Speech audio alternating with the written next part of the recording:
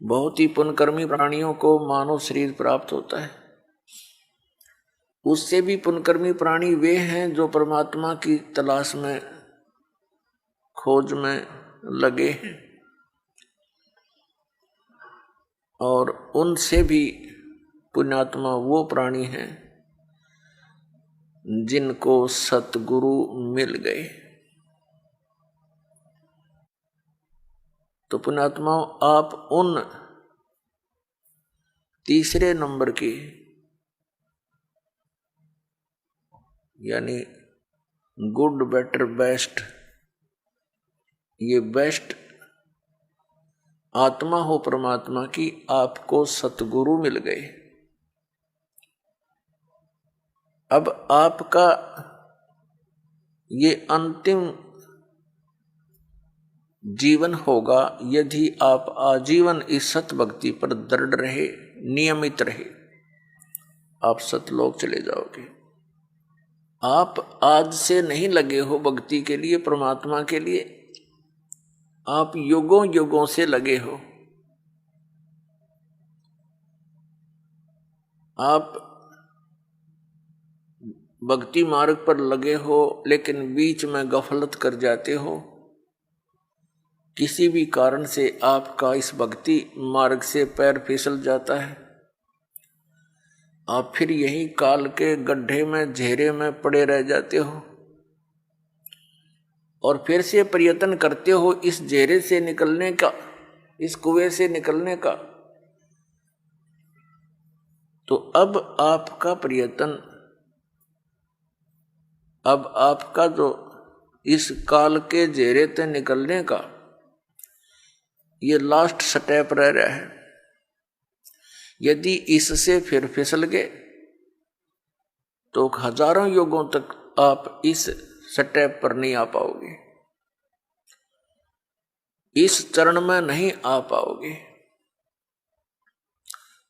जो इस सतमार्ग से जुड़े हैं और उनका पैर फिसल गया तो वो तो बहुत कई हजार युगों के बाद ही फिर पुनः इस भक्ति मार्ग को ग्रहण कर पाओगे। कारण क्या है? कारण ये है कि ये सत भक्ति है, यथार्थ मंत्र है। इनके जाप करने से आपकी कमाई ढेर सारी होती है, बहुत ज्यादा हो जाती है।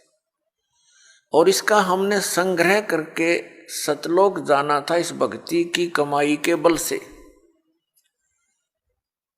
और ये अंतिम सांस तक हमने संग्रह करना था इसका। और हम किसी भी कारण से परमात्मा के इस मार्ग से विचलित हो जाते हैं अंतिम सांस तक कभी भी, तो फिर हम यही रह जाएंगे। और यहां का विधान है कि जैसे कर्म प्राणी ने किया है वैसे फल उसको मिलेंगे ही मिलेंगे। आपके पुण्यों का, आपकी सतभक्ति का ढेर लग जाएगा। जैसे आपको प्रथम मंत्र दिया जाता है, इसमें हमारे कमल है, हमारे शरीर के अंदर ये चक्कर बने हुए हैं। चक्कर जैसे एक मूल चक्र है, फिर स्वादिष्ठान चक्र है, जिसको संतों ने स्वाद चक्र बोला है, और फिर नाभि चक्र है। नाभि कमल भी कहते हैं, मूल कमल भी कहते हैं, अधिष्ठान कमल भी कहते हैं। चक्कर कहो, कमल कहो, संतों ने उसे कमल बोला है, योगियों ने चक्र बोला है। फिर हृदय कमल यानी हृदय चक्र है, फिर कंठ कमल है यानी कंठ वाला चक्र है, और फिर त्रिकुटी कमल है। तो इस प्रकार हमारे शरीर में ये जितने भी कमल चक्र हैं, इन पे एक एक देवता का अधिपत्य है। मूल चक्र के ऊपर, मूल कमल के ऊपर गणेश जी का बैरियर है। ये समझ लो ये बैरियर है, अपने हम निज धाम जाना है, ये बैरियर है। प्रथम बैरियर है मूल कमल, और दूसरा बैरियर है स्वाधिष्ठान कमल यानी चक्र, स्वाद चक्र। और तीसरा बैरियर है ये नाभि चक्र, नाभि कमल। तो मूल कमल पर गणेश जी वहां के मुखिया हैं और स्वाधिष्ठान चक्र रूपी बैरियर के ऊपर श्री ब्रह्मा जी का राज्य है, सत्ता है। और नाभि कमल पर विष्णु जी और लक्ष्मी जी, ये इनके साथ ही है, तो परिवार है इनका।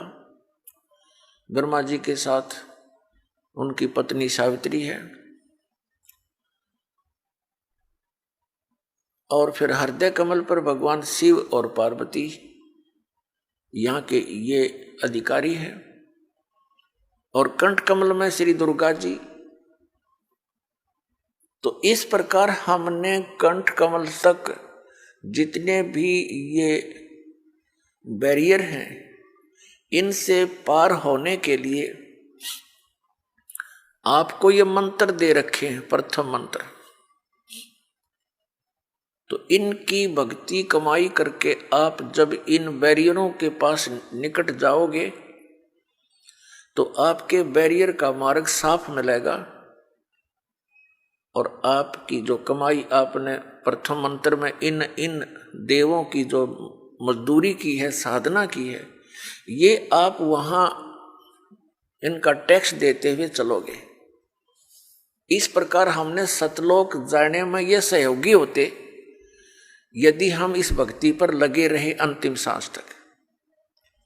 और यदि हम इनसे फिसल गए भक्ति मार्ग से, तो फिर क्या होगा?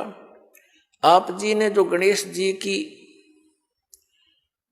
के सत्र की साधना मंत्र जाप किया जो आपको दिया जाता है, तो उस कमाई को आप श्री गणेश जी के लोक में प्राप्त करोगे, वहां गण बन जाओगे।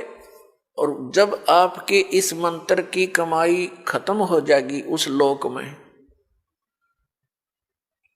उसके बाद आप फिर श्री ब्रह्मा जी के लोक में जाओगे, क्योंकि आपने वो भी नाम जाप कर रखा है, उसकी कमाई बहुत घनी बनी हुई है। तो वहां आप अपनी पूंजी को नष्ट करोगे देवता बनकर। उसके बाद फिर आप जाओगे श्री विष्णु जी के लोक में, क्योंकि उस नाम की भी जाप की कमाई आपने कर रखी है। और फिर वहां आपके उस नाम की जाप की कमाई समाप्त हो जाएगी, भक्ति कमाई, वो धन, तो आपको फिर वहां से निकाल दिया जाएगा। फिर आप भगवान शिव के लोक में जाओगे। और इसी प्रकार वहां भी आपके पुण्य समाप्त होने पर, भक्ति के इस जो भगवान शंकर के सत्र का नाम आपको दे रखा है, उसकी कमाई नष्ट होने पर, समाप्त होने पर, फिर आप दुर्गा जी के लोक में जाओगे। और दुर्गा जी के लोक में जाकर के अपनी इस पुण्य कमाई को फिर वहां नष्ट करोगे।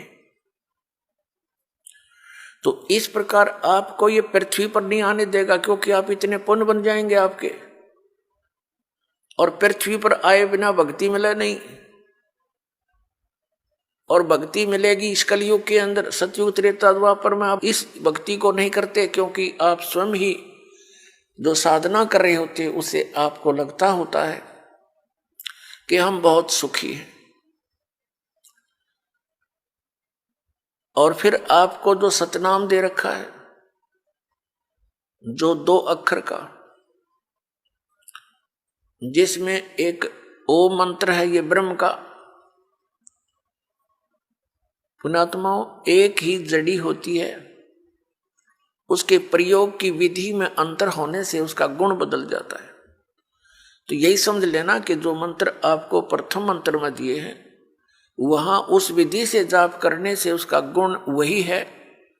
अब इस मंत्र में जो सतनाम बनाकर आपको दिया है, इसकी साधना करने से, इस विधि से इसका गुण अन्य होता, लाभ भिन्न होता है।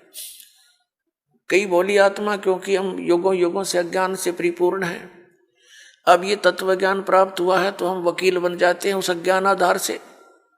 तो उसमें आप जी ने ये सोचना चाहिए, यदि हम विद्वान होते तो हमें यह ज्ञान पहले ही प्राप्त होता। आप विद्वान नहीं, बुद्धिमान अवश्य, लेकिन उस बुद्धि का दुरुपयोग करके आप भगवान से दूर हो जाओगे। इस दास ने जो मार्गदर्शन किया है ये गॉड गिवन है, ये किसी डूम बाट के गीत नहीं है। तो इसके अंदर आप जी ने बिल्कुल सोचना बंद कर देना चाहिए। उपदेश लेने के बाद, उपदेश लेने से पहले आप बिल्कुल वकील बने रहो, खूब अच्छी तरह निरीक्षण करो हर एक बात का, और तब दीक्षा ग्रहण करो। दीक्षा ग्रहण करके अब यदि गुरु जी के वचनों में आपको अविश्वास होता है तो आपका नाम खंडित हो जाता है, भगवान से दूर हो जाते हो। इसलिए दास सबसे पहले आपको ज्ञान ग्रहण करने के लिए पुस्तकें देता है, सीडी बना रखी है, ये सुनो देखो, मिलाओ दूसरे संतों से, और जब आपको संतुष्टि हो जाए कि ये मार्ग फाइनल है, सही है, तो दीक्षा लो, अन्यथा मत लो।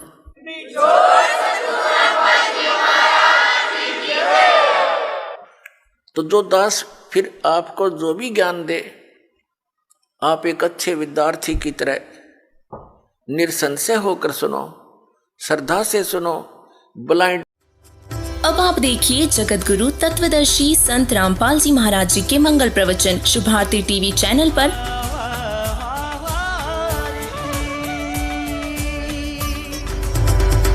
प्रतिदिन रात्रि 8 बजे से 9 बजे तक। शुभ भारती टीवी चैनल को आप निम्न D2H पर भी देख सकते हैं।